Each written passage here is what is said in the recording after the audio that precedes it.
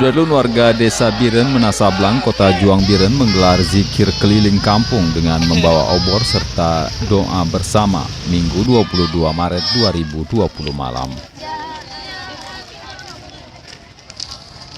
Ini dilaksanakan warga dalam upaya mencegah masuknya penyebaran virus corona ke desa mereka. Total ada 1000-an warga yang ikut serta, mulai dari kaum dewasa, wanita, remaja, hingga anak-anak. Sembari keliling kampung, rombongan ikut melantunkan doa-doa tolak bala.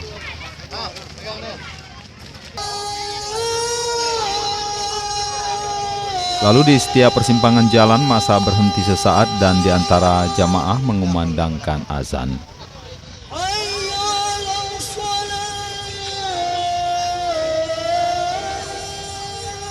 Dari Biren, Ferizal Hasan, Serambion TV.